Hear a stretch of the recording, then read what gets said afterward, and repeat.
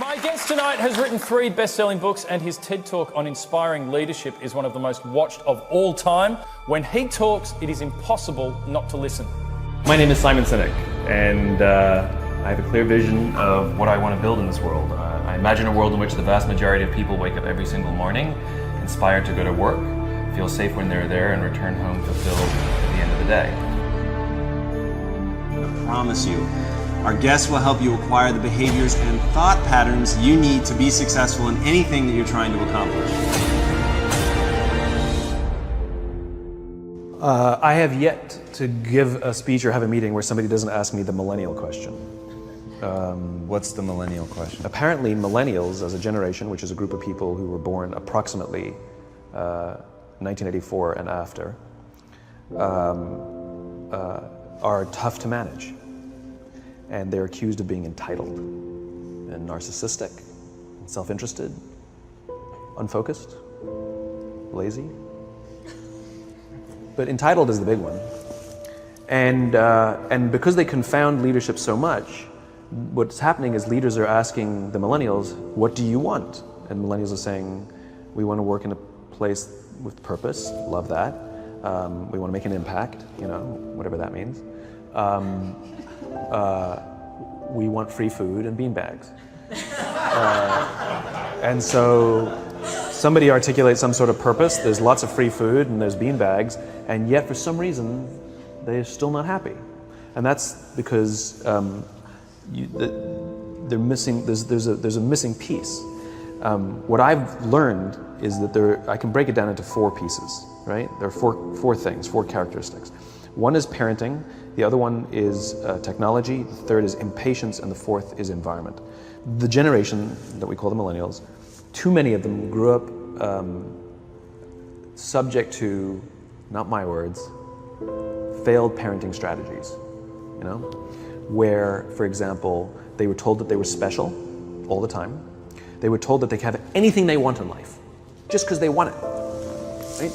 They were told, some of them got into honors classes, not because they deserved it, but because their parents complained. And some of them got A's, not because they earned them, but because the teachers didn't want to deal with the parents. Some kids got participation medals. You got a medal for coming in last, right? Which the science we know is pretty clear, which is it devalues the medal and the reward for those who actually work hard. And it actually makes the person who comes in last feel embarrassed because they know they didn't deserve it. So it actually makes them feel worse, right? So you take this group of people and they graduate school and they get a job, and they're thrust into the real world, and in an instant they find out they're not special, their moms can't get them a promotion, that you get nothing for coming in last, and by the way, you can't just have it because you want it, right? And in an instant, their entire self-image is shattered. And so you have an entire generation that's growing up with lower self-esteem than previous generations. The other problem, to compound it, is we're growing up in a Facebook, Instagram world. In other words, we're good at putting filters on things. We're good at showing people that life is amazing even though I'm depressed, right? And so everybody sounds tough, and everybody sounds like they got it all figured out. And the reality is there's very little toughness, and most people don't have it figured out. And so when the more senior people say, well, what should we do? They sound like, this is what you got to do. And they have no clue, right? So you have an entire generation growing up with lower self-esteem than previous generations, right? Through no fault of their own, right? They were dealt a bad hand, right? Now let's add in technology. We know that engagement with social media and our cell phones releases a chemical called dopamine. That's why when you get a text, it feels good, right? So we've all had it where you're feeling a little bit down or feeling a bit lonely, and so you send out 10 texts to 10 friends, hi, hi, hi, hi, hi, because it feels good when you get a response, right? Right? It's why we count the likes, it's why we go back 10 times to see if my Instagram is growing slower, did I do something wrong? Do they not like me anymore, right? The trauma for young kids to be unfriended, right? Because we know when you get a hit of dopamine, which feels good. It's why we like it, it's why we keep going back to it. Dopamine is the exact same chemical that makes us feel good when we smoke, when we drink, and when we gamble. In other words, it's highly, highly addictive, right? We have age restrictions on smoking, gambling, and alcohol and we have no age restrictions on social media and cell phones, which is the equivalent of opening up the liquor cabinet and saying to our teenagers, hey, by the way, this adolescence thing, if it gets you down.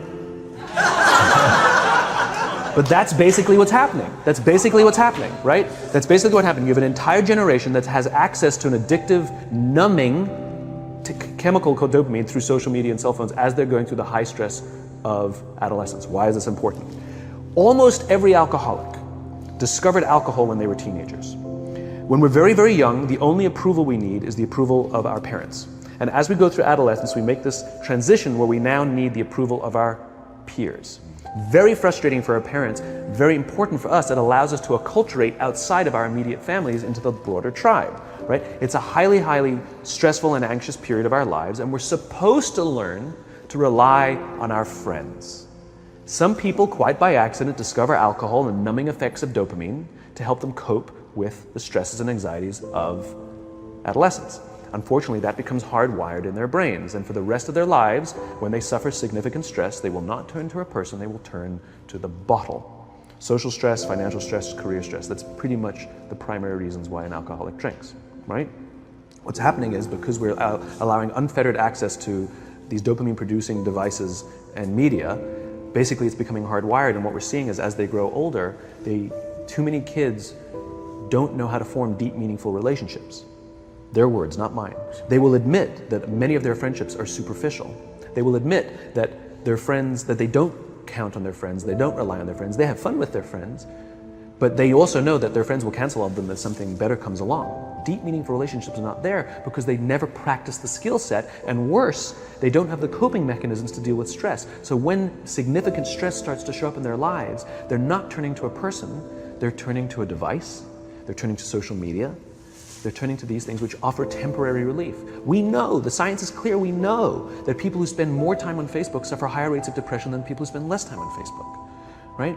These things balanced. Alcohol is not bad, too much alcohol is bad. Gambling is fun, too much gambling is dangerous, right? There's nothing wrong with social media and cell phones. It's the imbalance, right? If you're sitting at dinner with your friends and you're texting somebody who's not there,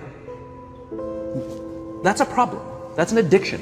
If you're sitting in a meeting with people you're supposed to be listening to and speaking, and you put your phone on the table, face up or face down, I don't care, that sends a subconscious message to the room that you're just not that important to me right now, right? That's what happens. And the fact that you cannot put it away is because you are addicted, right? If you wake up and you check your phone before you say good morning to your girlfriend, boyfriend, or spouse, you have an addiction. And like all addiction, in time, it'll destroy relationships, it'll cost time, and it'll cost money, and it'll make your life